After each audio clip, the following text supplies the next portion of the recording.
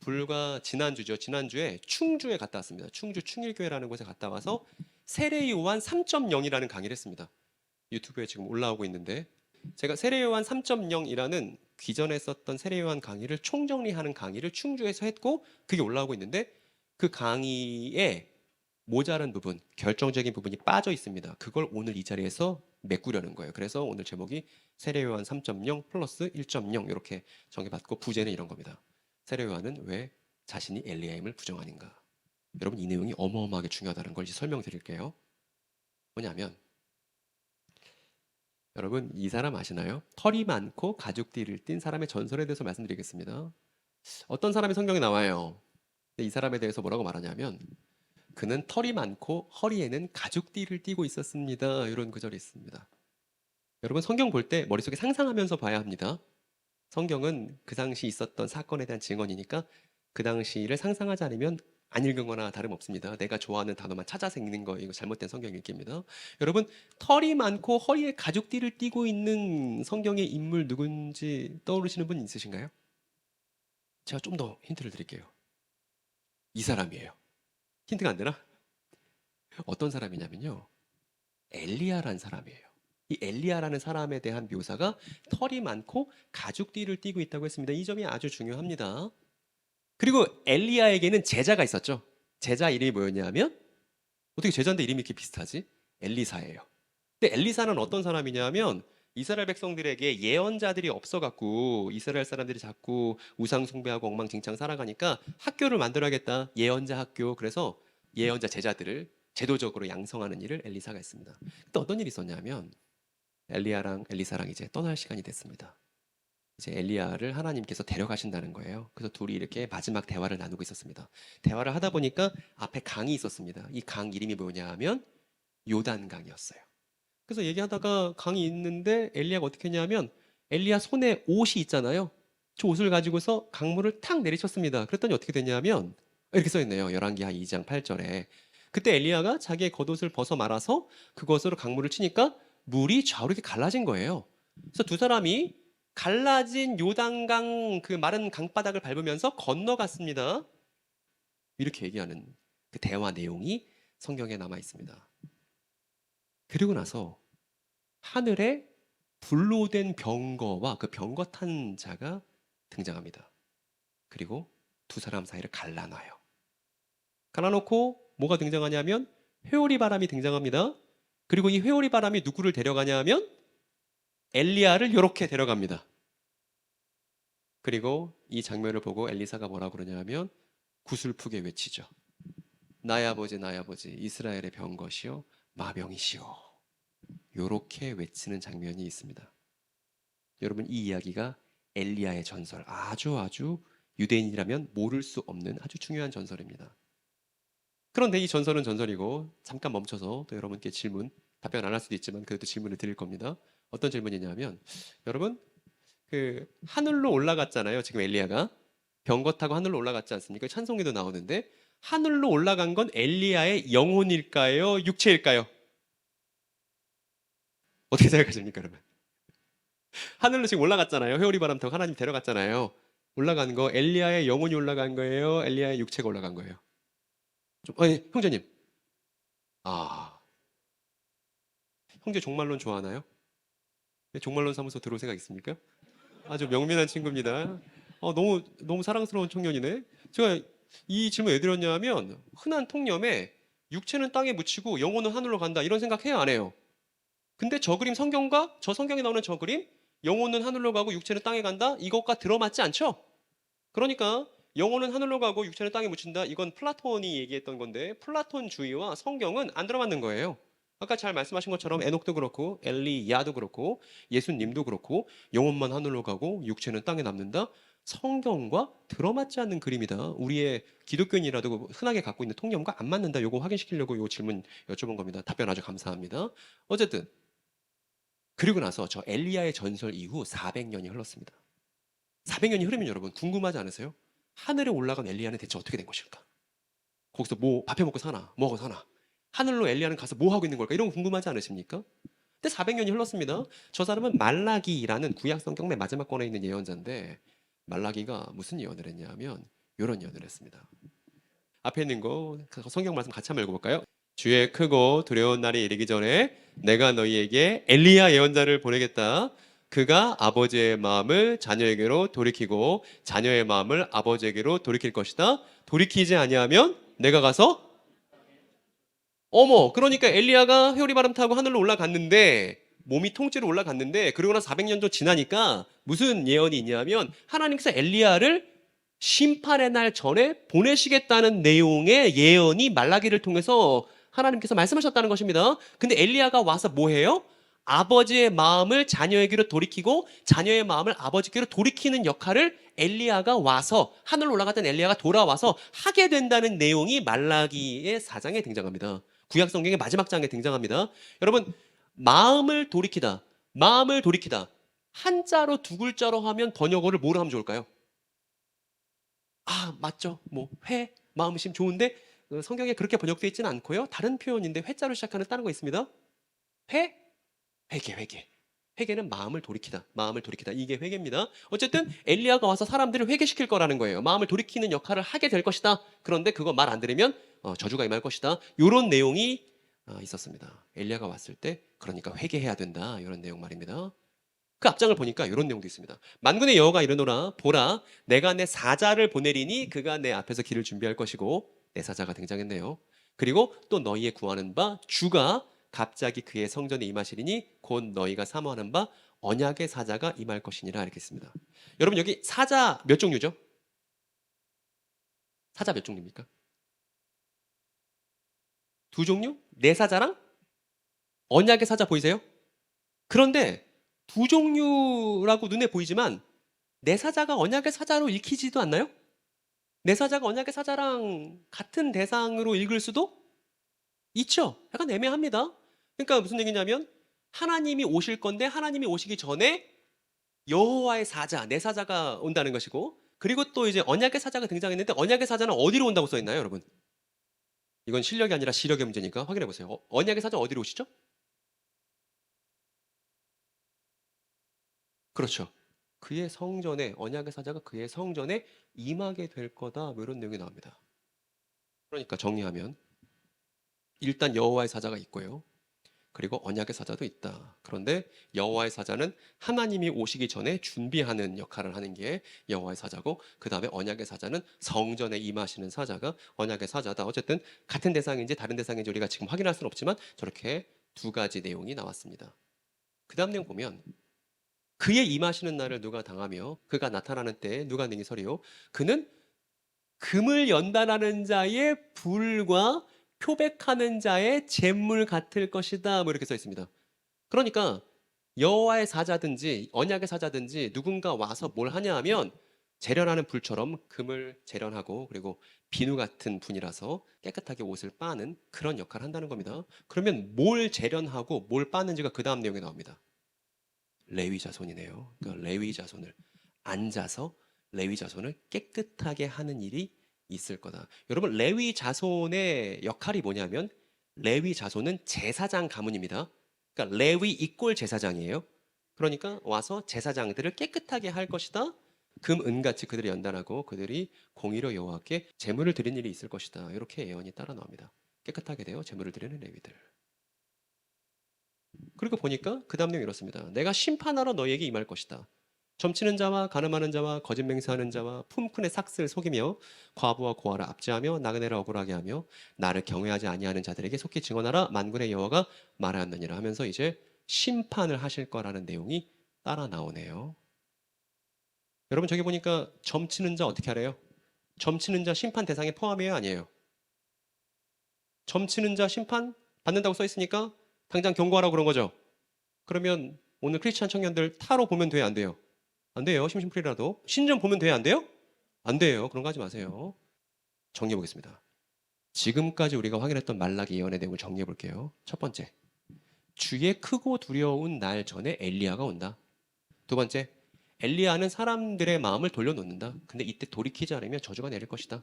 세 번째, 여호와의 사자가 하나님보다 먼저 임한다. 네 번째, 언약의 사자가 갑자기 성전에 임한다. 마지막, 그는 성전에 앉아서 레위 자손을 깨끗하게 한다. 마지막, 그는 유대의 불의한 자들, 점치는 사람 포함해서 유대의 불의한 자들을 심판한다. 이렇게 지금까지 우리가 본 내용들을 정리할 수 있습니다. 여러분, 어렵습니까? 이게 고도의 신학입니까? 고도의 전문성을 갖고 있는 신학입니까? 전혀 그렇지 않습니다. 그냥 집구석에서 성경 읽고서 이런 내용이군 정리한 겁니다. 하나도 어려운 게 아니고 여러분도 할 수 있는 거죠. 그래서 정리하면 엘리야도 나오고요. 여호와의 사자도 나오고 그리고 마지막으로 언약의 사자도 나온다. 이렇게 우리가 확인한 겁니다. 그럼 그 다음입니다. 두 번째, 엘리야의 등장과 아니요. 그리고 또 450년이 흘렀어요. 엘리야가 하늘로 승천하고 400년이 지났습니다. 그랬더니 말라기가 엘리야가 다시 올 거라는 예언과 언약의 사자에 대한 내용들, 이런 내용들을 말했습니다. 그리고 나서 450년이 지났습니다. 한참 흘렀으니까 거의 800년 넘게가 지난 거예요. 그리고 나서 어떤 사건이 펼쳐지냐면 여기가 이제 예루살렘 성전인데 성전에 어떤 제사장이 제사장 업무를 보러 들어갔습니다. 여러분 그 제사장 업무를 가리켜서 두 글자에 우리가 알고 있는 단어로 말할 수 있습니다. 제사장 업무. 두 글자로 뭘까요? 힌트. 자, 초성 힌트 드리겠습니다. 이응, 비읍. 뭐예요? 그렇죠. 예배는 제사장 업무입니다. 그러니까 여기서 하는 것도 예배지만 우리가 제사장이라면 우리가 집에서 하고 있는 크리스천으로서 삶도 뭐예요? 예배인 거죠. 제사장 업무이니까. 우리가 제사장이라면 제사장이 하는 모든 업무들이 사실은 예배인 것이죠. 어쨌든 제사장이 향을 피우는 제사장 업무를 하기 위해서 예루살렘 성전으로 들어갔습니다. 들어갔더니 천사를 만났네. 근데 천사가 뭐라고 말했냐면 너 아들 낳을 거야. 너 아들 낳을 거야. 이렇게 얘기했습니다. 저처럼. 이렇게 얘기했는데 이 아들 좀 특별해요. 어떤 아들이냐면 이렇게 얘기했습니다. 그 아들 있잖아. 너한테 기쁨과 즐거움이 될 거야. 많은 사람들이 네 아들의 출생을 기뻐할 거야. 그리고 네 아들은 주님께서 보시기에 큰 인물이 될 거야. 그리고 그는 이스라엘 자손들 가운데서 많은 사람을 그들의 주 하나님께로 돌아오게 할 거야. 이렇게 했습니다. 뭔가 여러분 짐작이 되십니까? 그 다음 본문 보면 더 노골적입니다. 이렇게 되어 있습니다. 그는 또한, 그러니까 태어날 네 아들은 또한 엘리야의 심령과 능력을 갖고 누구에 앞서와요? 주님보다 앞서와서 부모의 마음을 자녀에게로 돌아오게 하고 거역하는 자들을 의인의 지혜의 길로 돌아서게 해서, 여러분 그 마음을 돌아오게 하는 거, 돌이키게 하는 거 두 글자로 뭐라고 그랬죠? 회개하게 해서 주님이 오실 것인데 그 하나님 맞이할 준비가 된 백성을 마련하는 역할을 네 아들이 할 거고 네 아들이 오기로 한 엘리야야. 이렇게 예언이 이어졌다는 거예요. 이거 다 우리가 지금 읽었던 내용 다 누구에 대한 내용이냐면 엘리야에 대한 내용이고 말라기가 예언했었던 내용이잖아요. 여러분 그러면 저렇게 천사에게 충격적인 내용을 듣고서 태어난 아들이 누군지 아세요? 누구게요? 그렇죠. 이 아들이 세례요한입니다. 그러면 세례요한. 그런데 세례요한에 대해서 신약 성경이 이렇게 묘사합니다. 세례요한 복장이 어때요? 털옷을 입고 허리에는 어떤 띠를 차고 있냐면 가죽띠를 띠고 있네. 이거 제가 어린이를 가르칠 때 그려다 보니까 깜짝 놀란 거예요. 애들이 이제 말 많이 하고 글자로만 얘기하면 너무 졸려하니까 그림 그려줘야 된단 말입니다. 엘리야 한번 그린 다음에 한참 시간 지난 뒤에 이제 세례요한 그리는데 복장이 어때요? 똑같아요. 여러분 그러면 세례요한은 지금 어떤 코스프레 하는 거예요? 엘리야 코스프레를 하는 거죠. 모든 사람 보라고 지금. 오기로 한 엘리야가 나라고. 이렇게 지금 복장으로 보여주고 있습니다. 세례요한의 사역 장소는 어딜까요, 여러분? 이게 마가복음 1장 6절인데 세례요한이 세례를 주잖아요. 사람들에게. 어디서 줄까요? 충격입니다. 어디냐면 세례요한인데 이렇게요. 사역 장소가 어디예요? 요단강이에요. 여러분 이 떡밥 회수에 소름 끼쳤습니까, 여러분? 엘리야처럼 입고 지금 요단강에 있다고요. 누가? 세례요한이. 그리고 복장은 털옷과 가죽띠를 띠고 있고 회개의 세례를 선포하네요. 여러분 저 회개가 무슨 회개겠어요? 저 회개가 아까 말라기에 나온 그 마음 돌이킴이에요. 그냥 무조건 우리가 일반적으로 말하는 회개, 주님께 돌아가겠습니다, 이거 말하는 게 아니고 엘리야가 선언하겠다는 그 회개가 바로 저 누가복음 3장 3절의 그 회개다 이 말입니다. 그러니까 저 누가복음 3장 3절 짧은 문장은 뭘 얘기하고 있냐면 하늘로 승천했던 엘리야가 돌아오겠다는 예언이 말라기에 있었는데 그 말라기의 예언을 누가 지금 바통을 이어받고 있는 거예요? 세례 요한이 이어받고 있다는 걸 노골적으로 보여주고 있단 말입니다. 세례 요한은 온몸으로 뭘 말하고 있는가? 내가 바로 오기로 한 예언된 엘리야다, 그 얘기를 하는 거죠. 사람들이 모였습니다. 엘리야 아닌가? 진짜 엘리야인가? 이런 생각 갖고서 세례 요한에게 여러 질문들을 사람들이 던졌죠. 누가 봐도 엘리야처럼 온 거예요. 그랬더니 이 유대 사람들이 예루살렘에서 제사장들과 레위 지파 사람들을 요한에게 보냈습니다. 여러분, 유대 사람들이 예루살렘에서 누구를 보냈어요? 요한에게? 제사장들과 레위 지파 사람들을 보냈죠. 왜요? 엘리야의 개혁 대상이 누군데? 엘리야 예언의 개혁 대상이 바로 쟤네들이니까 당신들이 그 예언에 나오는 사람들 아니요, 당신들이 가보시오 해서 간 거예요. 가서 뭐라고 물어보냐면 이것부터 물어봅니다. 당신 그리스도요? 말합니다. 아니요. 근데 그 다음 질문입니다. 그러면 엘리야요? 근데 세례 요한이 뭐라고 말해야 마땅하죠? 맞습니다. 제 옷차림을 보세요. 제가 요단강에 서 있잖아요. 이렇게 말해야 마땅하잖아요. 그런데 세례 요한이 뭐라고 말하냐면 아니요 이렇게 말합니다. 이상하지 않으세요? 그래서 이제 이 아니요가 엄청 중요한 거예요. 왜냐하면 여러분, 이 사람은 제가 열심히 연구하고 있는 아저씨인데 아저씨도 아니에요. 이제 돌아가실 날이 얼마 남지 않은 분입니다. 이만희 씨인데 이만희 씨가 지난 40년간 뭐라고 가르쳤냐면 이렇게 가르쳐왔습니다. 세례 요한이 아니오라고 말한 것은 세례 요한 지도 지가 누군지 몰랐던 무지의 증거다. 기존 기독교가 그래서 세례 요한이라면 기존 기독교 성경도 모르고 하나님도 모르고 구원도 잘 모른다. 그런데 이제는 신천지에서 구원이 이루어진다. 기존 기독교는 세례 요한이고 신천지는 예수다. 이렇게 주장해 왔습니다. 뭐에 근거해서? 세례 요한의 저 아니오의 근거해서 말입니다. 신천지뿐만이 아닙니다. 이 사람 누구냐면 요새 매스컴에도 많이 나오더라고요. 한학자 씨입니다. 통일교의 한학자 씨. 한학자 씨 이렇게 말합니다. 세례 요한이 아니오라고 말한 것은 세례 요한 자신이 누군지도 몰랐던 둘이 짰나 봐요. 이만희 씨랑 한학자 씨랑 같이 얘기했나? 원래 통일교회에 있었던 사람들이 신천지 초기 교리 작업을 도와줬거든요. 그래서 겹치는 겁니다. 그래서 세례 요한의 실패가 예수를 십자가로 이끌었고, 그래서 예수는 고작 영밖에 구원 못했기 때문에 뒤에 문선명 씨가 와야 된다라는 주장을 지금도 통일교 교인들이 믿고 있죠. 뭐에 근거해서? 저 세례 요한의 아니오라는 발언에 근거해서 말입니다. 그리고 이 사람 누구냐면 지금 이제 감옥에 계신데 정명석 씨예요. 정명석 씨가 또 이렇게 말합니다. 정명석 씨 교리도 어디서 비롯됐냐면 통일교에서 갖고 와서 본인의 30개론이라는 교리를 만든 것인데, 정명석 씨도 뭐라고 가르쳐왔냐면 세례요한이 아니오라고 말한 건 세례요한 자신이 누군지도 몰랐던 무지의 증거다. 세례요한의 실패가 예수를 십자가로 이끌었고 문선명 씨 거랑 똑같죠.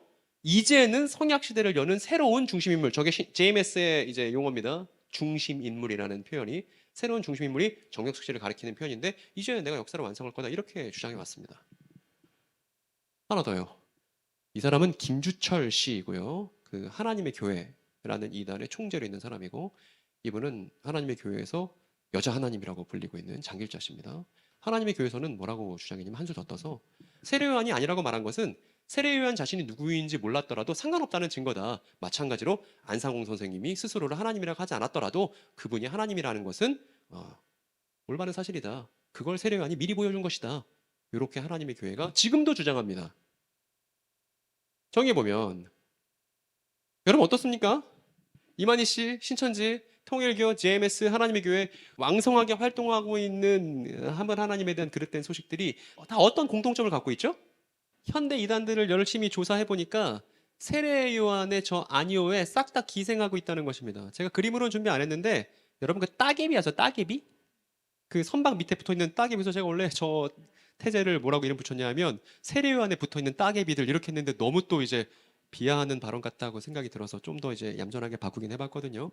어쨌든 따개비들이다. 세례 요한에 대한 잘못된 내용에 싹 다 들러붙어 있다. 이거 크리스찬으로서 견딜 수 없다. 참을 수가 없다. 우리의 사랑하는 이웃들이 저런 잘못된 내용 때문에 누군가에게 충성을 바치고 있는 그 모습이 못 봐주겠다는 것입니다. 그래서 더욱더 친절하게, 더욱더 따뜻하게, 더욱더 사랑스러운 표정을 갖고서 사람들에게 세례 요한에 대한 진실을 알려주겠노라. 이것이 성도로서 저의 마음가짐입니다. 여러분, 이제 즐거운 반박. 너무 즐겁습니다. 이제 세례 요한에 대해서 누구나 마찬가지죠. 뭐 하나님의 교회 아주머니들을 만나든 뭐 신천지 교인 분들을 만나든 GMS 친구들을 만나든 누구들 만나든 다 할 수 있는 즐거운 이야기 주제가 뭐예요? 세례 요한 얘기하면 되는 겁니다. 세례 요한이 모두의 공통점이니까 즐거운 반박이 아닐 수 없다. 그 사람들에게 올바른 내용을 잘 소개해 주면서도 또 우리 자신이 누구인지를 발견할 수 있는 너무나 즐거운 이야기가 남아 있습니다. 어떤 것이냐면 이게 예수께서 하신 말씀인데 일단 예수님이 공인을 해주셨어요. 뭐라고 공인하셨냐면 내가 너희에게 말한다. 엘리야 이미 왔어. 그런데 사람들은 그를 제대로 알지 못했고 그래서 함부로 대했어. 그런데 사람들이 세례 요한에게 함부로 한 것 같이 나한테도 함부로 할 거야. 그래서 나도 고난을 받게 될 거야. 그제서야 이 말씀을 듣고 제자들은 예수께서 세례 요한을 두고 엘리야라고 하신 것을 깨달았다. 이렇게 쓰여 있습니다. 마태복음 17장에. 그러니까 예수께서 공인하시기를 예언된 엘리야는 세례 요한이 맞죠? 이걸 우리가 부정할 수는 없는 겁니다.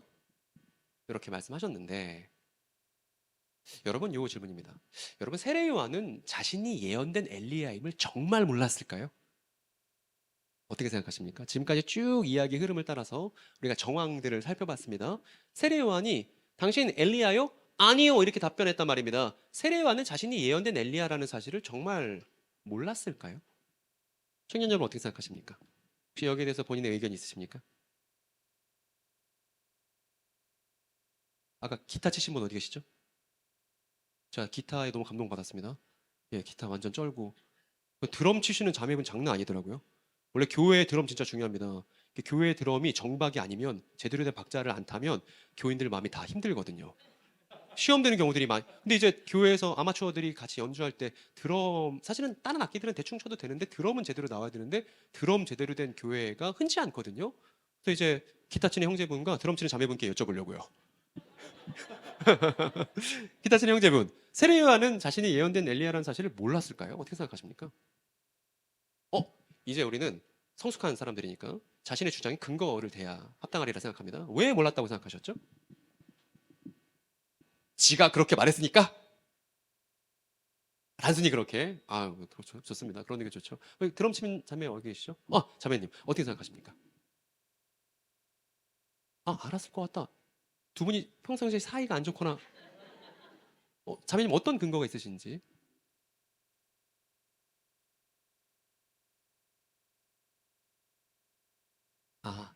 겸손하게 아니요라고. 그것도 괜찮네요. 그 비슷한 내용이 뒤에 나올 텐데. 두 분 감사합니다. 어쨌든 대전중앙교회는 분열을 겪고 있다. 성경 해석에 대한 하나의 단일한 의견을 지금 갖고 있지 못하다. 적어도 세례 요한에 대해서는 그렇다는 걸 우리가 확인했는데, 그럼 무슨 얘기냐면 일단 반대 근거를 좀 제가 대볼게요. 저는 어떻게 생각하냐면 세례 요한은 자신이 예언된 엘리야는 사실을 모르기 어렵다고 생각합니다. 형제님 의견과 좀 다르게. 왜냐하면 반대 근거를 들 테니까 한번 우리 같이 한번 추론해 봅시다. 뭐냐면 첫 번째 근거 뭐냐면 이런 일이 있었잖아요. 본인 태어나기 전에 아빠가 무슨 일을 겪었어요? 천사를 만나서 그 천사가 아빠한테 뭐라고 말해줬습니까? 네 아들 엘리야야 이렇게 말해줬죠? 그러면 그 아빠가 세례요한 자라면서 무슨 얘기 해줬겠어요? 너무나 그 아들 태어나는 거 사랑스러운데 물론 아들보다 딸이 더 사랑스럽겠습니다만 그리고 거룩인 딸이에요. 어쨌든 이제 아들 너무 사랑스럽겠습니다만 아들한테 이제 자라면서 아들아 너 나오기 전에 아빠가 제사장 업무 보다가 천사 만났어. 근데 천사가 네가 예언된 엘리야래. 이 얘기를 했겠습니까? 안 했겠습니까? 아버지 된 심정으로 이 얘기를 안 하는 건 대단히 어려운 거 아니겠습니까? 그러니까 우리가 써있지는 않지만 적어도 그의 출생 이야기를 아버지가 아들에게 하지 않았겠냐? 그거를 왜 몰랐겠냐? 이런 생각이 일단 들고요.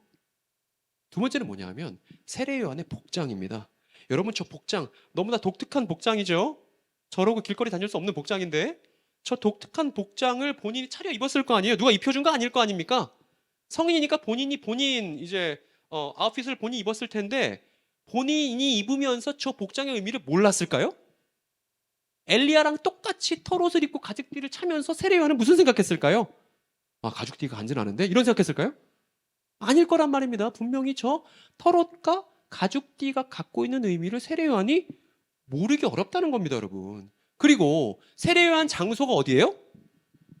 요단강이에요. 엘리야가 승천했었을 때 건넜던 바로 그 강에서 사역을 했단 말입니다. 그러니까 세례요한의 출생 이야기, 두 번째 복장, 사역 장소, 그리고 세례요한의 메시지는 뭐였냐면 엘리야의 회개였잖아요. 그러니까 이런 복합적인 정황들을 봤을 때 세례요한이 엘리야라는 사실을 본인이 몰랐을 리 없다고 보는 게 합당하지 않습니까, 형제님? 예, 설득됐습니까? 좋습니다. 그겁니다. 여러분, 그런데 그럼에도 불구하고 명확한 내용이 있잖아요. 뭐냐면 당신 엘리야요? 아니요 라고 누가 말한 거예요? 당사자가 말했잖아요. 그럼 이 당사자 발언에 대해서 우리가 더욱더 깊게 들어가 봐야 한다는 것입니다. 그러기 위해서는 조 사람들을 알아야 돼요. 유대 사람들이 예루살렘에서 제사장들과 레위지파 사람들을 요한에게 보낸 거니까 저 사람들, 요한에게 엘리야가 맞냐고 물어본 사람들이 엘리야를 어떻게 이해하고 있었는지를 아는 것이 이 질문의 아주 중요한 단서가 됩니다. 결정적인 단서가 됩니다. 이 사람들 어떤 사람들이냐면 유대인들인데, 예루살렘에서 보낸 제사장들과 레위지파 유대인들인데,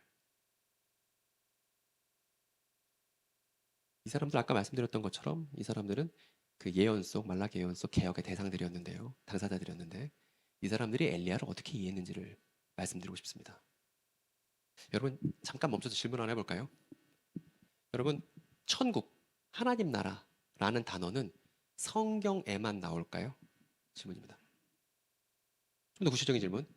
성경, 신약 성경이 쓰이기 이전에 천국, 하나님 나라라는 표현이 다른 문헌에 등장할까요? 안 할까요? 구약 성경 제외하고.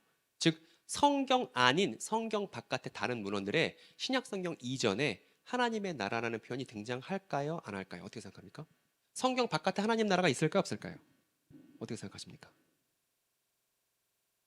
우리 한번 잘 모르지만 우리 다 모르는 상태니까 여러분들에게 뭐 되게 고품격 답변을 원하는 거 아니니까 어떻게 생각하십니까? 우리 OX를 해볼까요? 있을 것 같다. O, 없을 것 같다. X. 시작.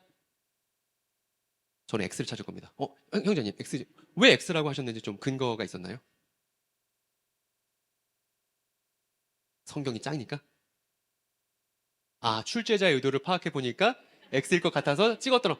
공부를 잘했던 친구 같습니다. 예. 다른 분 X 또 안 계십니까? 성경 바깥에는 하나님 나라 없을 것 같다. X도 또 숨었네요. 안 계십니까? 여러분, 우리가 믿는 이 예수 그리스도 이야기는 성경이기 이전에 역사예요. 역사라는 건 교차 검증이 가능하다는 얘기입니다. 성경은 고대 문헌들 중에 하나죠. 물론 되게 중요한 우리에겐 책이지만 성경 외에 유대인들이 기록했었던, 읽었었던 여러 문헌들이 있고 여러 문헌들의 천국, 하나님 나라라는 표현들은 다수 등장합니다.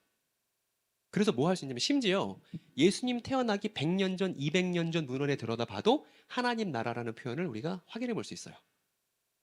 이건 우리가 쾌재를 부를 소식이죠. 어떤 거냐면 예수님 태어나기 전에 유대인들이 하나님 나라라는 단어를 썼다면 그 단어를 어떻게 이해했을지 우리가 확인해 볼 수 있죠, 문헌으로.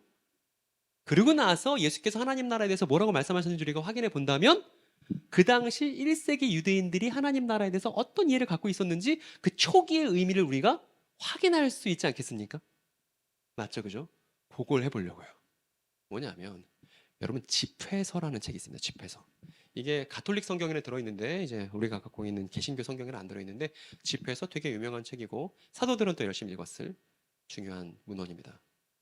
잠깐 소개를 해드리면 집회서 어떤 책이냐면 예수님 태어나시기 전 200여 년 전에 벤 시락이라는 이름을 갖고 있는 유대인 노인이 쓴 책이에요.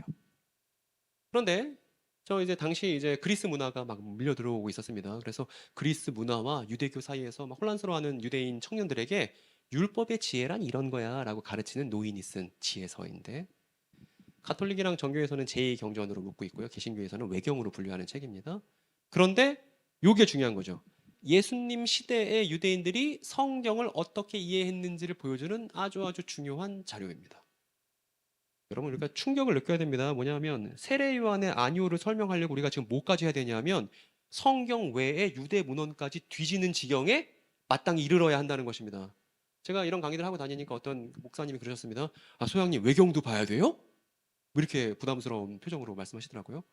근데 여러분 우리가 믿고 있는 진실이 역사적 진실이기 때문에 우리가 갖고 있는 진실을 풍성하게 설명할 수 있다면 성경 외에 다른 복수 문헌들이 있다는 건 우리한테 희소식이에요? 안 좋은 소식이에요? 희소식이죠. 희소식이죠. 너무 즐겁습니다. 그래서 집회서에 보면 이런 내용이 있습니다. 엘리야에 대한 내용이 나왔네요. 이렇게 써 있습니다. 엘리야, 신기한 일을 많이 보인 당신의 큰 영광이요. 누가 당신의 자랑스러움과 견딜 수 있으리이까? 당신은 불마차를 타고 불소용돌이 속 하늘로 올라갔습니다. 구약성경 내용 이제 얘기하는 거죠. 당신이 심판날에 와서 하나님의 분노가 터지기 전에 그 분노의 불을 끄고 아비들의 마음을 자식에게로 돌리며 야곱 지파를 재건하라고 기록되어 있습니다. 이렇게 있는데 여러분 저기서 저게 이제 예수님 태어나시기 전 200년 전 유대인들이 엘리야에 대해서 알고 있는 내용이 저 내용이잖아요. 그런데 성경에는 없지만 저 벤실하게 집에서 지혜서에 포함되어 있는 추가된 내용이 있습니다. 여러분 약간 예민하신 분이라고 발견하실 수도 있습니다. 성경에는 없지만 우리가 앞에서 봤었던 말라기 내용에는 없지만 저 벤실하게 지혜서에는 포함되어 있는 내용이 있습니다. 뭔지 보이십니까, 여러분? 이런 내용은 앞에 없었어요. 야곱 지파들을 재건하는 역할 같은 건 없었습니다. 그런데 이상하게도 200년 전 유대인들은 어떻게 생각하냐면 엘리야가 와서 야곱 지파를 재건할 거라고 생각했다는 거예요. 야곱 지파들을 재건하는 엘리야. 그리고 미시나라는 게 있습니다. 미시나는 뭐냐면 유대인들이 입으로 반복해서 외웠던 구전율법이 있었습니다. 입으로 반복해서. 유대인들은 딱 글자 몰랐습니다. 다 낭독하는 거 듣고서 성경을 이해했지 문맹률이 90%가 넘었으니까 글자를 알고 쓰고 우리처럼 읽어서 정보를 전달받던 사람들이 아닙니다. 그런데 로마가 이제 성전을 다 무너뜨렸습니다. AD 70년. 예수께서 승천하시고 나서 한 30년 지나니까 로마가 예루살렘 성전을 다 이제 박살을 냈는데 그랬더니 유대인들이 삶의 구심점이 사라진 거예요. 성전이 없으니까. 그래서 흩어져 있던 구전율법들, 입에서 입으로 전달되던 율법들을 다 모아갖고 책으로 낸 게 저 미시나라는 책입니다. 뭐 6개로 분류되는데 중요한 건 저거죠. 예수님 시대의 유대인들이 성경을 어떻게 이해했는지를 보여주는 중요한 자료가 앞에 집회서와 마찬가지로 미시나도 그러하다는 것입니다. 저기에도 엘리야가 나옵니다. 이렇게 나와요. 이 미시나가 여러 법에 관련된 내용들을 포함하고 있는데 만약에 주인을 알 수 없는 분실물을 발견했다거나 뭔가 해결하기 어려운 문제가 삶에서 벌어질 수 있잖아요. 그래서 법적으로 판결 내리기 어려운 문제가 생겼을 때 랍비들은 다음과 같이 결론 내렸다. 어떻게 결론 내렸냐면 그것은 엘리야가 올 때까지 놓아두기로. 이런 기록이 있습니다. 그러니까 이것만 보면 엘리야는 문제의 최종 해결자로서 사람들, 당시 유대인들에게 이해되었다는 것을 우리가 확인할 수 있죠. 여러분 탈무드 들어봤습니까? 탈무드 태교 뭐 이런 거 하더라고요. 탈무드. 그래서 미시나를 갖고 랍비들이 토론한 내용을 엮으면 탈무드예요. 미시나 더하기 토론 내용 개말하면 탈무드가 되는 겁니다. 그리고 토론이 벌어진 장소에 따라서 예루살렘 탈무드, 바벨론 탈무드 나눠지고 수백 년을 걸친 유대인들의 사유 방식을 엿볼 수 있습니다. 역사, 의학, 과학, 심지어 농담, 전설 등 여러 내용들이 들어있고 무엇보다 중요한 건 예수님 시대 유대인들이 성경을 어떻게 이해했는지를 보여주는 중요한 자료다. 여기도 보니까 엘리야가 나옵니다.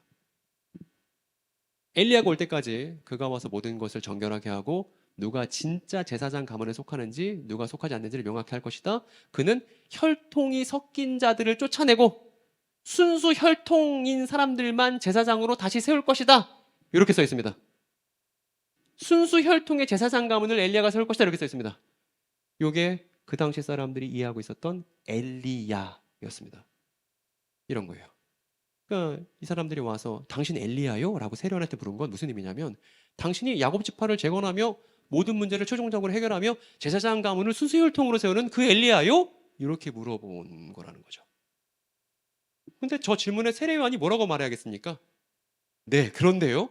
라고 하기는 부담스럽게 짝이 없는 그런 의미의 엘리야라는 거죠. 그러니까 우리가 이것만 봐도 뭘 알 수 있냐면 단어가 똑같다고 해서 그 단어에 대한 해석과 의미가 똑같은 건 아니죠.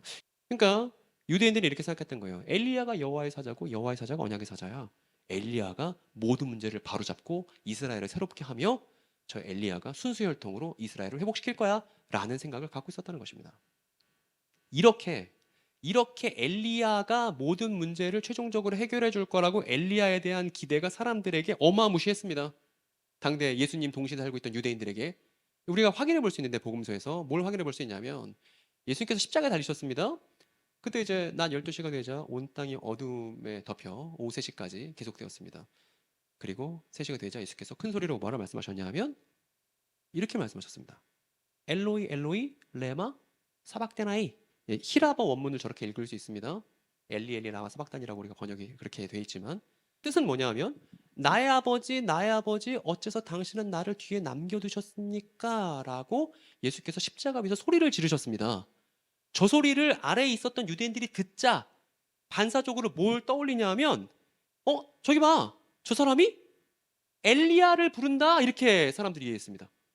그만큼 엘리야가 문제의 최종 해결자라고 유대인들이 이해하다 보니까 예수님이 엘로이는 나의 아버지라는 아람어인데 엘로이라는 말을 듣자마자 어머 엘리야인가 봐 이렇게 착각할 만큼 엘리야 타령을 겁나했다는 거예요.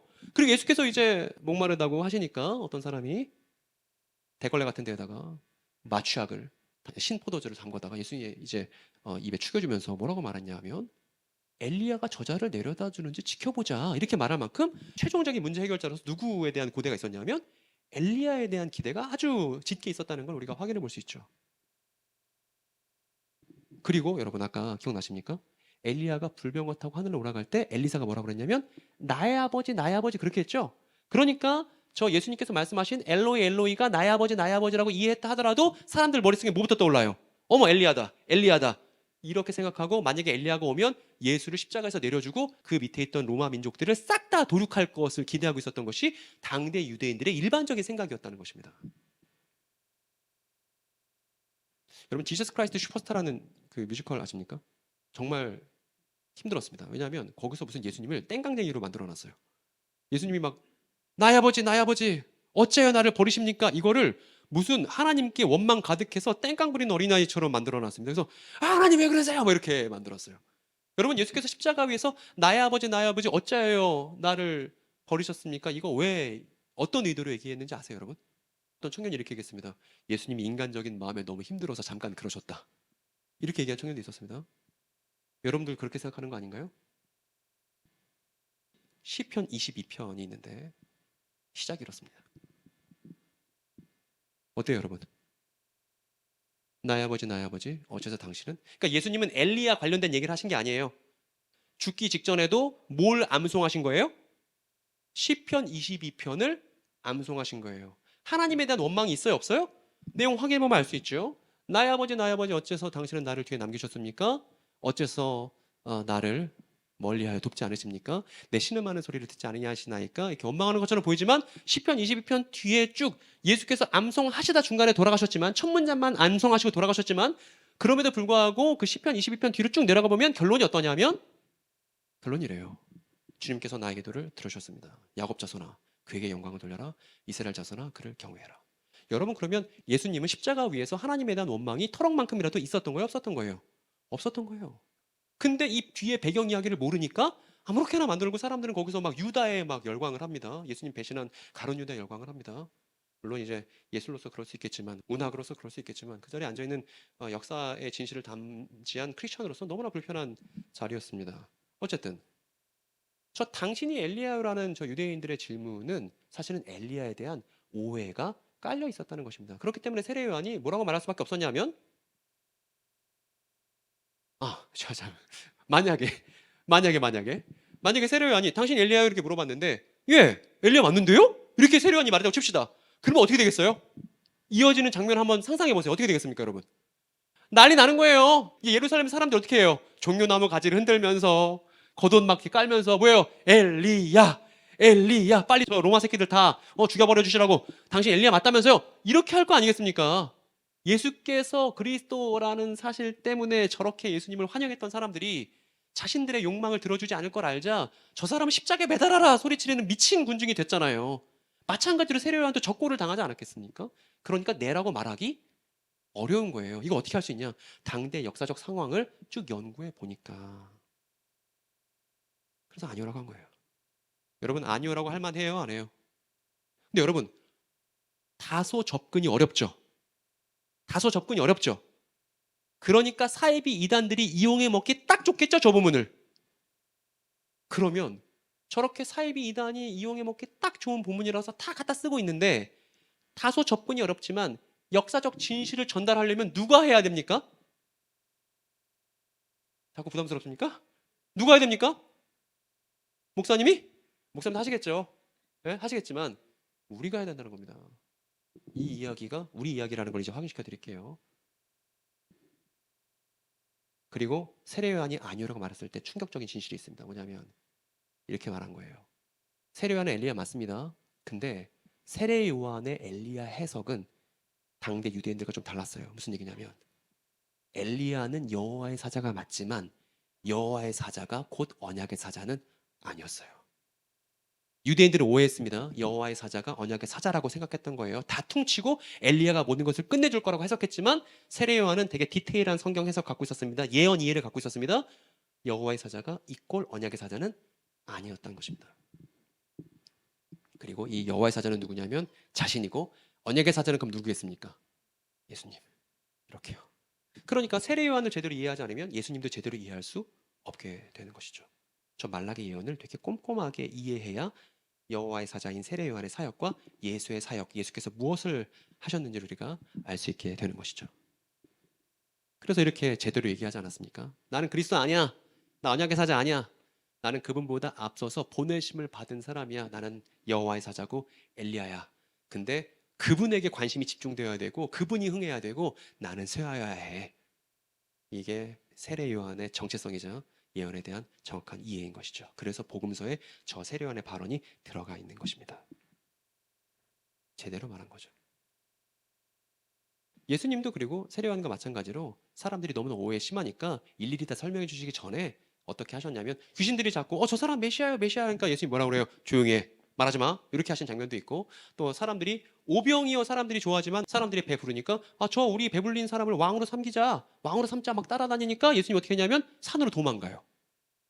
자기를 메시아라고 인정해주고 왕으로 삼으려는 사람들을 예수님께서 도망칩니다. 왜냐하면 자신이 말하는 메시아는 배불리게 해주고 사람들이 욕망을 채워주는 메시아가 아니었기 때문입니다. 그러니까 예수님도 거기서 구구절절 설명하고 그러지 않으시고 자리를 피하셨죠. 그리고 제자들에게도 뭐라고 했냐면 야 어디 가서 나 그리스도라고 말하지 말아라. 사람들이 잔뜩 오해하고 있으니까 내가 십자가 지고 부활하기 전까지 그리스도라고 말하지 말아라. 이렇게 예수님께서 말씀하셨던 것처럼 세례 요한도 사람들이 엘리야에 대해서 잔뜩 오해하고 있으니까 아니오를 일축하고서 예수 그리스도께 관심을 옮겨놨던 것이죠. 그래서 저 세례 요한의 아니오에 기생하는 이단들 잔뜩 있는데 적절하게 해명을 해줘야 한다는 것입니다. 설명을 해줘야 된다는 것입니다. 물론 저 사람들에게 설명하자는 건 아닙니다. 저 사람들은 이미 다 이제 나가리고요. 저 사람들 말고 저 사람들에게 자신의 신뢰를 두고 있는 우리의 이웃들에게 안타까운 이웃들에게 적절한 정보 공유가 필요하다.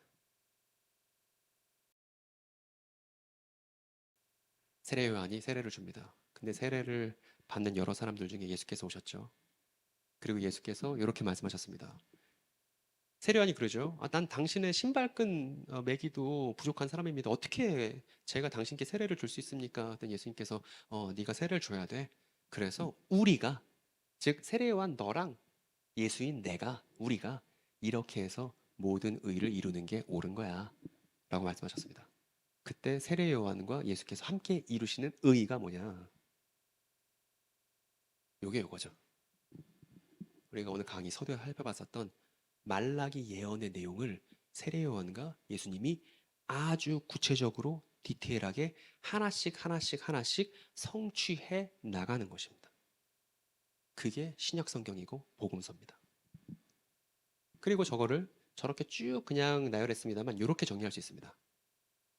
말라기 예언을 아까 여호와의 사자 그리고 언약의 사자가 있다고 했죠. 근데 여호와의 사자는 언약의 사자가 아닙니다. 다른 대상인데 언약의 사자는 여호와의 사자는 세례 요한이고 언약의 사자는 예수님이신데 이렇게 정리할 수 있죠. 일단 여호와의 사자. 주의 크고 두려운 날 전에 엘리야가 온다. 즉 주의 크고 두려운 날 전에 세례 요한이 올 겁니다. 그리고 세례 요한은 엘리야는 사람들의 마음을 돌려놓습니다. 하나님을 맞이할 준비를 시키는 거죠. 그리고 여호와의 사자가 하나님보다 먼저 임한다 해서 세례 요한이 먼저 사역을 시작했습니다. 그다음 세례 요한이 그러고 나서 투옥당하고 사형당했습니다. 그러고 나서 예수께서 세례 요한과 똑같이 회개하라 천국이 가까이 왔느니라 선언하시고 자신의 공생의 사역을 펼치시는데 이렇게 되죠. 언약의 사자가 갑자기 어디 임한다고 말라게 얘기했냐면 성전에 임한다고 했습니다. 그리고 성전에 앉아서 우리가 아까 확인한 거 기억나시죠? 레위 자손들을 깨끗하게 하는 일을 저 언약의 사자가 성전에서 하셔야 되고요. 그리고 마지막으로 그는 유대의 불의한 자들을 심판한다. 이렇게 언약의 사자 역할을 세 가지로 정리할 수 있습니다. 그래서 정리하면 여호와의 사자가 준비를 시켜요, 사람들에게. 하나님이 곧 오실 거니까 하나님 맞을 준비를 해야 돼. 네 마음을 돌려야 돼. 회개해야 돼. 준비시킵니다. 다 준비시키고 나면 누가 등장하냐면 성전에 언약의 사자가 임해요. 거기 앉아서 뭐 하냐면 레위 자손들을 깨끗하게 해요. 뭐처럼? 이제 금을 재련하는 불처럼, 옷을 빠는 양잿물처럼, 잿물처럼, 그렇게 레위 제사장들을 깨끗하게 하는 역할을 저 언약의 사자가 합니다. 그리고 악인들을 심판하는 일도 저 언약의 사자의 역할 중에 하나입니다. 여러분, 질문입니다. 저 일, 지금 자 그림으로 정리한 저 일은 실제로 벌어졌을까요? 안 벌어졌을까요? 예수님은 정말 언약의 사자로서 예루살렘 성전에 일단 임하셨을까요? 안 임하셨을까요? 이거부터 생각해 봅시다. 여러분 어떻습니까? 임하셨을까요? 안 임하셨을까요? 의견 너무 감사합니다. 근데 지금 하신 말씀과 이제 제가 설명하는 내용이 한번 잘 비교가 되면 좋을 것 같다는 생각이 듭니다. 너무 말씀 잘해주셨습니다. 근데 그렇게 생각하실 수 있죠. 왜냐면 그게 소위 성전 정화 사건이라고 우리가 이제 알고 있는 것이니까. 말씀 너무 잘해주신 겁니다. 예수께서 이제 나귀를 타고 서 예루살렘 성전으로 이제 입성을 하셨습니다. 입성하자마자 어디로 가셨게요? 예루살렘이라는 동네에 들어가자마자 어디로 가셨게요? 곧장 성전으로 가셨습니다. 마치 뭐처럼? 언약의 사자처럼. 그 사람들이 기대할 거 아니겠습니까? 뭘 기대하겠어요? 와, 이제 언약의 사자가 드디어 성전에 입성했네. 그러면 이제 다 작살내는 거 아닌가? 다 기대할 거 아니겠습니까? 그런데 이제 예수께서 거기서 모든 로마 사람들을 싹쓸이하고 뭔가 새로운 역사적 국면을 갖고 오시기는커녕 뭐 하셨냐면 잔뜩 화가 나셔서 말씀하신 것처럼 환전하는 사람들의 탁자 막 뒤집고 비둘기 파는 사람들 쫓아내시고, 그리고 이제 누구도 성전으로 그릇 못 가져가도록 허락하지 않으셨죠. 그래서 무슨 일이 벌어졌냐면 예루살렘 성전에는 항상 그 제사의 연기가 피어오르고 있었거든요. 근데 예수님께서 저기서 저 사람들을 내쫓으시는 바람에 제사의 연기가 중단되는 일이 있었습니다. 그리고 말씀하신 것처럼 뭐라고 그랬냐면 여기는 만민이 기도하는 집인데 니네 지금 뭐 하고 있는 거야? 왜 강도들의 소굴을 만들어놨어? 라고 하면서 지금 성전이 제대로 성전 기능을 못하고 있다고 예수님께서 선언하신 게 성전 정화 사건입니다. 그리고 저 예루살렘 성전에 앉으신 적은 없어요. 저 건물 성전에 앉으셔서 제사장들을 부르신 적도 없습니다. 그러니까 언약의 사자가 성전에 앉아서 제사장들을 깨끗게 한다는 말락의 예언은 저 건물 예루살렘 성전에서는 이뤄진 바가 없이 오히려 예수님은 어떻게 되셨냐면 예루살렘 바깥으로 쫓겨나셨죠. 그래서 기껏 예루살렘 도착했더니 기껏 성전 가셨더니 거기서 예수님을 통해서 제사장들이 깨끗게 되는 일이 벌어지기는커녕 예루살렘 바깥에서 고난받으시고 죽임당하신 것이 우리가 알고 있는 예수님의 이야기잖아요. 이렇게 말입니다. 그러니까 우리가 알 수 있어요.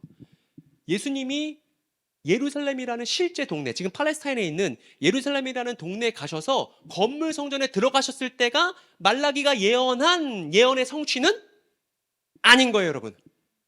아닌 거예요. 근데 여러분, 지금 유대인들, 특히 시온주의자들 어떻게 생각하고 있냐면 지금도 메시아를 기다리고 있죠. 예수를 메시아로 인정 안 하니까. 그런데 진짜 예언의 성취가 어떤 식으로 벌어졌냐면 예수께서 저렇게 십자가에서 달려 돌아가시고 나서 사흘째, 안식 후 첫날 일요일 아침, 오늘 일요일인데 부활하셨죠. 다시 일어나셨습니다. 그리고 나서 40일 동안 제자들과 하나님 나라에 관한 일을 말씀하셨습니다. 그리고 나서 무슨 일이 벌어지냐면 이 말씀을 하신 다음에 그가 그들이 보는 앞에서 들려 올라가시니 구름에 쌓여 보이지 않게 되었더라. 여러분, 구름에 쌓여 보이지 않게 되었더라 하면 무슨 생각하십니까? 한국 사람들? 그냥 구름이 짙었나 보군, 이렇게 생각할 수 있죠. 신천지 교인들은 어떻게 생각하냐면 구름에 쌓여 보이지 않게 되었다는 것은 예수님이 영이 되셨다는 것이다, 이렇게 얘기해왔습니다. 40년간. 너무 안타까운 거예요. 왜냐하면 구름에 쌓여 여기 여러분, 성경 해석의 기준은 사도들의 가르침입니다. 우리 한 번만 얘기해 볼까요? 성경 해석의 기준은 사도들의 가르침이다. 여러분, 우리가 믿는 예수는 사도들이 증언한 예수입니다. 우리가 믿는 예수는 사도들이 목격한 예수입니다. 사도들이 없으면 교회의 기준이 없는 거예요. 신천지 교인에게 성경 해석 기준 뭐죠? 예수님이요. 그렇게 말해봤자 소용없어요. 사도들이 목격한, 즉 사도들의 가르침이 교회의 기준이고 성경 해석의 기준입니다. 근데 그 사도들이 어느 나라 사람이에요? 유대인이에요. 1세기 유대인이에요. 우리가 왜 1세기 유대인들에 대해서 연구하는 겁니까? 사도들의 가르침이 교회의 기준이기 때문에 그들을 알기 위해서 1세기 유대 역사를 공부하는 겁니다. 이렇게 하는 겁니다, 여러분. 그러니까 성경에서 기준 뭡니까? 하나님이요, 예수님이요. 안 돼요, 모자라요. 모든 이단들이 다 그렇게 말해요. 그거 아니고 사도들이 목격한 예수, 사도들이 증언한 하나님이 참된 하나님이니까 이 사도들을 놓치면 안 되는데, 이 사도들이 증언해 주기를 뭐라고 말하냐면 예수께서 구름에 가려서 보이지 않게 되었대요. 그러면 1세기 유대인들은 구름에 가려서 보이지 않게 되었다를 어떤 의미로 이해하고 있는지를 알아야 우리는 비로소 저 승천의 의미를 알 수 있을 것입니다. 뭐냐면 여기가 지금 성막입니다. 저 사람 모세거든요. 모세가 이제 성막이 완공됐을 때 어떤 일이 벌어졌냐면 하나님이 성막에 임재하셨습니다. 그랬더니 하나님께서 성막에 임재하시니까 무슨 일이 벌어졌냐면 구름이 성막을 가득 덮어서 보이지 않게 되었습니다. 심지어 들어갈 수조차 없게 돼버렸습니다. 자, 읽어볼게요. 이렇게 모세는 모든 성막 건설을 마쳤다. 그때에 뭐가 회막을 덮고? 구름이 회막을 덮고, 그게 무슨 의미라는 거예요? 보이십니까? 주님의 영광이 가득 찼다, 이렇게 기록되어 있잖아요. 그러니까 구름 가득 이꼴 하나님의 영광 가득인 거예요. 이건 성막만 그런 거 아닙니다. 모세가 솔로몬 성전을 이어서 지었는데 이때도 마찬가지로 하나님이 여기 계시니까 어떤 일이 벌어졌냐 하면 구름이 가득하다는 건 뭐가 가득하다는 거예요? 여호와의 영광이 가득하다는 것입니다. 그럼 메시아 예수께서 구름에 가려서 보이지 않게 됐다는 건 여호와의 영광으로 가득한 어디에 들어가셨다는 얘기가 되는 겁니다. 구름 가득은 여호와의 영광 가득인데 다시 승천 장면으로 왔습니다. 이렇게 되는 거예요. 승천은 하나님의 영광에 쌓여 언약의 사자가 마침내 하늘 성전에 입성하셨음을 보여주는 사건입니다. 그러니까 언약의 사자가 성전에 임한다고 했잖아요. 그런데 그 언약의 사자가 임하는 성전은 건물 성전이다, 아니다? 아니다. 승천으로 증명되는 하늘 성전이 언약의 사자가 성전에 입성한다는 그 예언의 성취였다는 걸 확인할 수 있는 것입니다. 이것이 사도들의 가르침인 것이죠. 그러니까 교회는, 오늘 현대교회 마찬가지로 교회는 건물 따위를 성전이라고 하면 안 되는 겁니다. 성전 건축 헌금 말이 돼야 안 돼요? 말이 안 되는 거예요. 성경과 들어맞지 않은 것입니다. 그래서 이렇게 써 있습니다. 히브리서에. 그리스도께서는 대제사장으로 오셔서, 제가 대제사장으로 옷을 입혀 드릴게요. 이렇게 파란 걸 안에 속에 입고 이제 흉배, 판결 흉배를 차고 제사장 이제 모자를 쓰는 겁니다. 그러니까 대제사장으로 오셔서 손으로 만들지 않은 장막, 다시 말하면 이 피조물에 속하지 않은 더 크고 완전한 장막을 통과하여 단번에 지성소로 들어가셨습니다. 저 구절이 승천이에요, 여러분. 예수께서 승천하신 건 그냥 우리를 멀리 떠나신 게 아니라 어디로 가신 거냐면 하늘 성전에 입성하신 거라고요. 임하신 거라고요. 주의 임하심 이꼴 하늘 성전에 임하시는 것이다. 그것이 승천으로 성취되었다라는 게 사도들의 가르침입니다. 단번에 지성소로 들어가셨습니다. 지성소는 성전 안에 있는 건물이니까 언약의 사자의 성전은 건물 성전이 아니었다. 그러고 나서 여러분, 언약의 사자가 성전에 임하시면 그 다음 무슨 일을 한다고 했죠? 누구를 깨끗하게 해요? 레위 자손들을, 제사장들을 깨끗하게 한다고 했죠? 그래서 이제 누가 등장하냐면 사도들이 등장합니다. 사도들이 오순절에 뭐 받죠? 성령을 받습니다. 성령을 받는다는 건 임명이에요. 열광주를 말하는 게 아닙니다. 성령 받고 막 이렇게 정신 헷가닥 이런 게 아닙니다. 성령은 임명이에요. 그래서 예수께서 메시아로 임명받은 게 세례 때 성령 받으신 것이고, 성령 받으면 임명입니다. 구약시대에 했던 기름 부어서 임명했지만 신약시대에 들어와서는 성령으로 임명하는데, 제사장들이 성령 받고 뭐로 임명된 거예요? 레위 지파로 제사장으로 임명받은 것이죠. 이렇게요. 그리고 사도들이 말합니다. 우리의 시민권은 하늘에 있습니다. 언약의 사자가 들어가는 예루살렘은 땅이 아니었습니다. 하늘에 있는 예루살렘이었고, 그리고 히브리서가 이렇게 말하죠. 그러나 여러분이 나아가서 이르는 것은 시온산, 곧 살아계신 하나님의 도성인 하늘의 예루살렘입니다. 이렇게 말합니다. 승천하신 예수를 따른다는 건 하늘의 예루살렘에 도착한 것이나 다름이 없는 것이죠. 그래서 그 바통을 저와 여러분이 넘겨받은 거예요. 우리가 예수를 믿어서 성령을 받았다면 우리의 직책은 뭐예요, 여러분? 우리 직책이 뭐예요? 제사장이죠. 여러분에게 이런 질문을 할 수 있습니다. 여러분 어느 지파세요? 이거 시천지가 많이 합니다. 어느 지파냐고. 마태 지파, 무슨 지파, 별거. 여기 이제 대전은 마띠아 지파인데. 여러분 건전한 크리스찬에게 당신 어느 지파세요? 라면 크리스찬은 뭐라고 말해야 됩니까? 우리 무슨 지파예요? 우린 레위 지파죠. 왜냐하면 제사장들을 깨끗게 하신다고 했고 베드로가 뭐라고 그랬냐면 너희들은 왕 같은 제사장이다 이렇게 말했으니까 예수 믿는 오늘날 모든 사람들은 싹 다 무슨 지파예요? 레위 지파인 것이죠. 옆 사람과 얘기하세요. 네가 레위 지파야. 빨리 얘기하세요. 네가 레위 지파야. 까먹지 마. 너 지파 있어. 지파 없는 거 아니야. 레위 지파야. 그 유다 지파의 왕과 그 유다 지파의 왕을 따르는 레위 지파가 셀 수 없을 만큼 번성한다고 예레미야도 예언했습니다. 그러니까 우리 다 레위 지파인 것이죠. 그래서 예수님은 정말 언약의 사자로서 예루살렘 성전에 임하셨을까? 임하셨죠. 승천으로 임하셨죠. 그래서 레위 자손들을 깨끗하게 하셨는가? 깨끗하게 하셨죠. 그래서 사도들이 예루살렘 교회를 시작했죠. 그 바통을 누가 넘겨받았어요? 저와 여러분이 넘겨받은 것이죠. 그러니까 저 세례 요한 이야기는 어디 가서 결말을 맞게 되냐면 우리의 정체성에서 결말을 맞게 되는 것입니다. 요게 우리다. 그러니까 정리해 볼게요. 그러니까 하늘에는 대제사장이 계시고 승천하신 예수께서 하늘의 대제사장으로 계시고 그리고 사도들이 제사장으로서 또 그 옆을 보좌하고 있고 그리고 이방인들이 유대인이든 이방인이든 할 것 없이 예수를 따르는 모든 민족의 사람들이 나왔습니다. 그리고 이 사람들은 다 제사장들이고 레위 지파다. 성령으로 임명받은 제사장들이다. 이게 우리다. 그래서 이렇게 베드로가 얘기한 거죠. 그래서 여러분은 예수 그리스도로 말미암아 하나님께서 기쁘게 받으실 성령의 제사를 드리는 거룩한 제사장입니다. 이게 언약의 사자의 사역이었고 그 언약의 사자의 사역의 결과로 우리가 있다.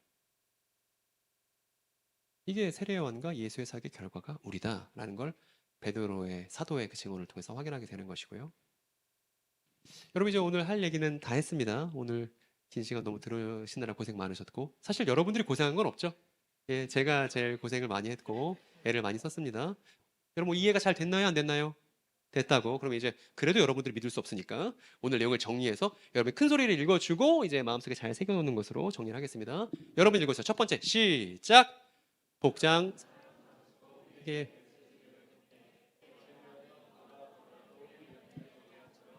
그렇죠. 두 번째 그럼에도 그가 아니요라고 답한 것은 유대인들이 엘리야를 오해했기 때문이었습니다. 세 번째 세례요한은 의를 이뤘습니다. 그는 길을 준비했고 예수는 언약의 사자로서 성전에 앉으셨습니다. 이게 승천이고 마지막 네 번째 성전에서 깨끗게 하신 레위 지파가 신약 교회입니다. 그래서 오늘 여러분께 드리고 싶은 얘기가 세례요한에 대한 오해를 풀고 사이비 이단들의 거짓 헛소문들을 일도 양단하고 그리고 우리가 누구인지를 확인하는 그런 귀한 시간을 가졌습니다. 그래서 이거 하시라는 거예요. 세례 요한과 예수에 관련된 이 신약 성경의 증언, 사도의 가르침을 여러분들이 잘 설명하고 표현할 수 있어야 된다. 그러면 이제 신천지 교인들 만날 거 아닙니까? 근데 여러분들이 성경으로 자신이 누구인지를 잘 말할 수만 있다면 여러분들을 통해서 놀라운 일들을 볼 수 있을 건데 지금 우리가 속해 있는 시대가 어떤 상황이냐면 이 사람 이재록이에요. 만민중앙교회. 얼마 전 죽었습니다. 이 사람은 신천지의 이만희 씨, 정명석 씨, 장길자 씨, 한학자 씨. 여러분 이분들 나이가 어떻죠? 나이가 어떻습니까? 다들 고령들이세요. 저 시대 때 뭐가 있었나 봐요. 예? 무슨 얘기냐면 여기 있는 저와 여러분은 사이비 이단 교주들의 죽음을 우리 시대에 차례로 경험하게 될 겁니다. 이걸 제가 예언할 수 있습니다. 한 사람 한 사람씩 차례대로 죽어가는 걸 우리가 보겠죠. 무슨 생각하실 거예요, 여러분 그때마다? 죽었네. 결국 죽었군. 이러실 거예요? 여러분 그 사이비 이단 교주가 죽으면 그 안에 있는 사람들은 소망을 잃어버린 너무나 마음 아픈 사람들로 남습니다. 근데 그분들을 적절하게 설득해서 올바른 신앙으로 회복시키지 못한다면, 잘 돌아오게 하지 못한다면 그 당사자들은 너무 힘든 시간을 보낼 뿐만 아니라 거기서 남아있는 사람들이 또 뭐 만들어요? 제2의 신천지, 제2의 JMS 만드는 게 대한민국 근현대사 역사 속에서 증명된 일입니다. 그들이 오해하고 있던 것들을 풀어주고 올바른 이야기 안에서 살 수 있도록 돕지 않는다면 그러면 제2의 신흥 종교가 생기는 건 불을 보듯 뻔한 일이라는 것입니다. 그래서 저는 우리 거룩이 사는 시대에 제2의 신천지 없길 바랍니다. 우리 시대에 끝내야 된다고 생각합니다. 그러려면 저와 여러분이 제대로 알고 표현할 수 있으면 그 증언이 막강하다는 거예요. 그 증언이 이 지역사회를 살린다는 것입니다. 거짓을 몰아내는 그 시원한 바람은 우리의 입에 달려있다는 것입니다. 그러니까 열심히 공부하고 잘 표현하는 것을 연습할 필요가 있다는 거다. 근데 사실은 솔직히 말씀드리면 요즘 제 기분이 별로 안 좋아요. 제가 교회들마다 다니면서 전국에 있는 교회에 순회하면서 이런 강의를 한두 번 했겠습니까? 정말 많이 했습니다. 제가 어저께 부산에 있는 교회 갔다 왔는데 5년 전에 그 교회를 사실 갔었거든요. 그때 갔을 때만 하더라도 제 마음이 어땠냐면 내가 이 내용을 알게 됐으니까 열심히 이 얘기하고 다니면 교회가 달라질 수 있겠지, 변화될 수 있겠지, 그런 기대에 벅차 있었습니다. 근데 지금 마음이 어떤지 아세요? 교회는 더럽게 안 바뀌어요. 교회만큼 달라지기 어려운 조직이 없는 것 같아요. 무슨 얘기냐면 오늘 제가 열심히 땀 빼고 힘써서 여러분 얘기했잖아요. 다음 주 되면 무슨 일이 있겠습니까? 아무 일도 없었다는 듯이 똑같이 나와서 똑같이 예배 준비하고 똑같이 예배 드리고 다음 주 그렇게 52주 지내는 거 한국교회 국룰 아닙니까? 그러니까 걱정됩니다. 또 그럴까봐. 이제 그러지 마시고 여러분 제가 오늘 한참 얘기했는데 이건 우리가 공부해야 될 많은 분량의 하나의 일부에 지나지 않습니다. 그래서 이거 청년들 성경 교육할 때 커리큘럼으로 삼아야 됩니다. 이 교회 교육 제도 안에 자리 잡아야 여러분들이 교회를 다른 교회로 옮기든지 아니면 여러분들이 결혼해서 장년층에 가든지 청년부에 제도로 남겨 있어야 되고 커리큘럼으로 조직되어 있어야 성경에 대해서 올바르게 배우고 표현할 수 있는 그 기초를 여러분들이 닦아놓고 청년부를 떠나셔야 됩니다. 결혼을 하든 뭘 하든 간에. 그걸 하지 않으면 오늘 한 번 한 이야기로 휘발될까봐 무척 우려가 된다. 제가 목사님들이 얘기 한참 드렸지만 또 목사님 가면 그만이에요. 사실은 사역자는 남아있는 청년들 역할이 대단히 중요합니다. 한국교회는 같은 잘못을 또다시 반복하게 될까? 이만희 씨가 죽기 전에 준비해야 됩니다, 여러분. 이만희 씨가 죽기 전에 교회 안에 올바른 성경 이야기의 커리큘럼 만들고 사이비 이단 경험자들이 누가 왔든 간에 들어오면 그 사람들을 따뜻하게 대하고 올바른 성경 이야기를 이 공동체 안에 있는 누구라도 설명할 수 있게끔 하는 거 어렵지 않습니다, 여러분. 이 성경 이야기 공부하는 거 어렵지 않아요. 여러분들이 학교 다니면서 공부했던 것에 정말 10분의 1밖에 노력을 들지 않아도 충분히 할 수 있는 그런 일입니다. 근데 그 일이 지금 없어서 우리 이웃들이 눈물 흘리고 있다는 건 너무나 안타까운 일이 아닐 수 없습니다. 그래서 제가 기대하는 건 이런 거예요. 신천지 교인이 됐든 JMS 교인이 됐든 뭐가 됐든 간에 그들이 우리를 통해서 세례 요한과 예수님에 대한 또 이뿐만 아니라 성경에 대한 진실을 접해서 그들 스스로 옷을 벗게 만드는 거예요. 아, 내가 갖고 있던 소망이 성경적인 게 아니었구나. 아, 저들을 보니까 알겠구나. 저 사람 만나니까 얘기 들으니까 알겠구나. 그렇게 할 수만 있다면 사이비 이단 경계할 필요가 있겠습니까? 없겠습니까?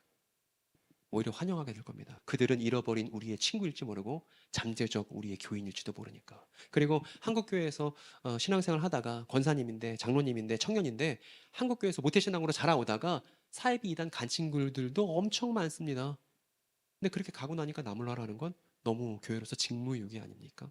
그러니까 여러분 시간이 얼마 남지 않았습니다. 이만희 씨가 죽기 전에 교회에서 준비를 갖춰야 된다. 예수님의 칭찬을 받으며 시상대 위에 올라가는 그 결말을 머릿속에 언제나 그려 보셨으면 좋겠습니다. 어, 여러분 그러면 100장 되는 슬라이드를 오늘 다 마쳤고 긴 이야기 들어주셔서 감사합니다. 고생 많으셨습니다. 고맙습니다. 네.